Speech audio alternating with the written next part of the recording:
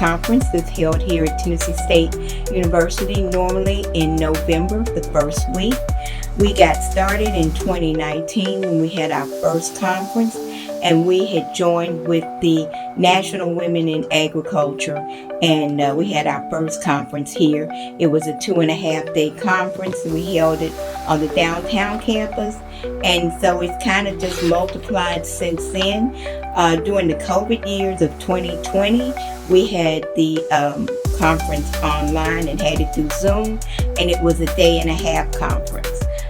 From 2021 to the present, we've had it as on the campus of Tennessee State.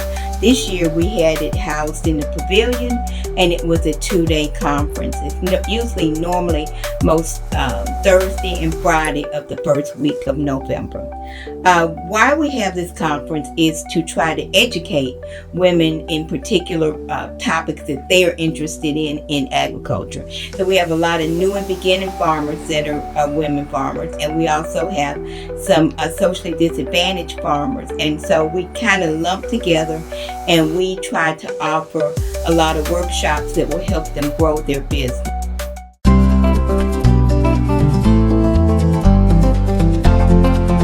Normally we kind of pick our speakers as we will send out quadrecs out to the people that attended the conference the year before. And we also take in consideration a lot of the people that attended the new farmers training and also the farmers boot camp and Pick Tennessee, which we sponsor. We sponsor some of the attendees that take part in that. So we try to figure out what they need to grow their business.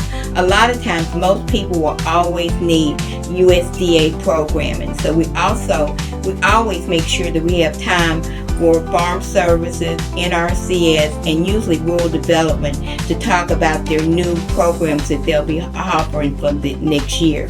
So we ended up trying to make it something for everybody. So whether you're doing ag business or marketing, or if you're doing plant growth, you're doing vegetable production, or if you're raising cows and calves and goats, we also try to have something for everybody.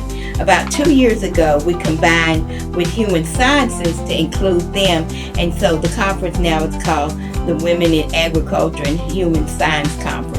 So we also entertain things like wellness, things that they can have to be able to help you mentally, as well as nutrition studies, growing microgreens.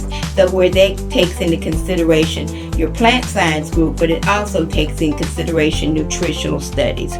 Then we ended up having different topics. Usually, like I said, everybody, if you're in animal science, you're either doing poultry or you're doing cow calf or you're doing goat. So we also make sure we also include that. This year we did a program on heirs property, which was very informative, that a lot of people just didn't know. If you don't have the proper wills and how to, especially if you have several people in one generation of family that's being left the farm, that you need to make sure everybody is being covered and one person can't sell their proceeds of the farm to somebody else that's not involved with it. We had, like I said, growing microgreens. We had some hands-on programs with growing microgreens. We did a dish garden.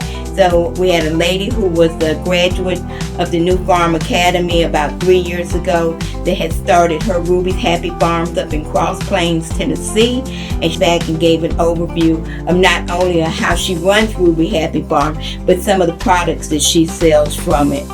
Like I said, we had people from NRCS and FSA. As you know, if you're going to take part in most of the USDA programming, you must register your farm.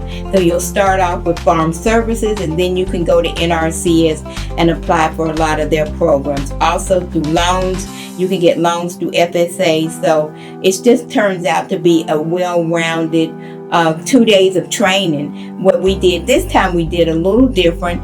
We had like a program where it just ran the total time, so everybody was together. Normally we have done it where we have breakout sessions, but we found out when we have a lot of different breakout sessions, you might have different numbers of people in different breakout sessions. So we decided just to keep everybody together, and everybody was able to get the same training. And I also want people to know that even though it's called a Women's in Ag, we always have men that sign up to come, so they're welcome too. We strongly urge you to attend the next one. It will be on November 6th and 7th of 2025 on the campus of Tennessee State University. Normally we send out a Quadrex or an interest statement sometimes in the month of September. So if you're interested, please contact me at aclardy, C-L-A-R-D-Y, at tnstate.edu so we can put your name on the roster and you can receive information about it. As I said before, we normally send out a Quadrex sometime in September to get a good feedback on what topics people are interested in, and then once we find out, we go back and try to figure out where was the most interest lie, and we try to bring in speakers that will address this. So this year coming up, we decided we're going to add vendors. So if you get tired of all the presentations that are going on, you can get up and go visit a vendor that'll be outside underneath the hang of the pavilion.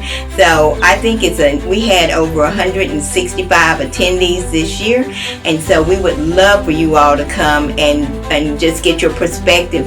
If you're new and beginning farmer, then this is the place really to be, because you also get a lot of information on how to grow your business. And we also do business planning, and also depending on if you like hands-on. A lot of people like hands-on. We do a lot of hands-on with hydroponics and just planning and just trying to learn new and different plants people can grow to create a niche market.